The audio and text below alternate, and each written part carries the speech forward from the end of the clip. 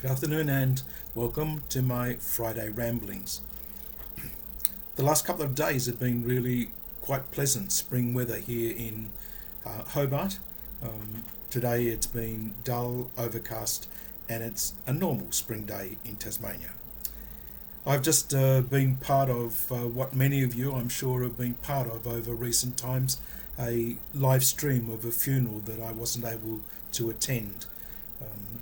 Sadly, the funeral was in Ulverston, but I was able to be part of it through the live streaming of the funeral by the funeral directors. So that was good. A bit sad though, not being able to be part of by being physically present.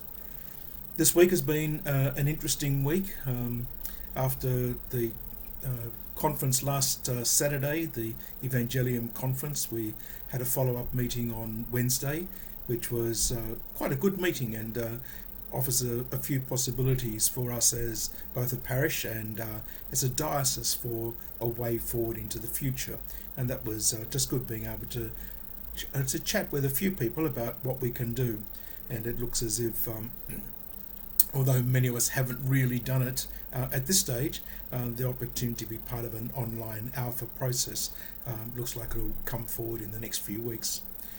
This weekend is a quietish weekend in one sense. I do, however, have a little job to do tomorrow.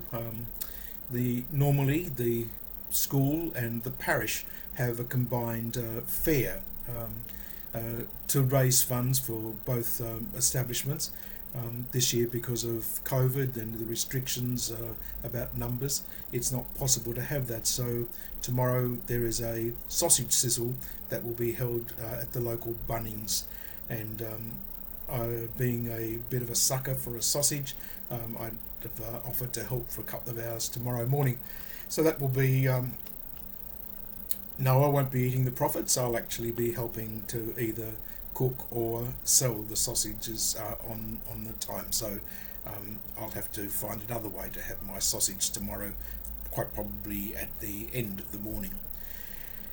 The weekend otherwise is a fairly normal weekend with our normal masses, and so that will be good. I'm starting a new message series this weekend called New Kingdom, New Vision.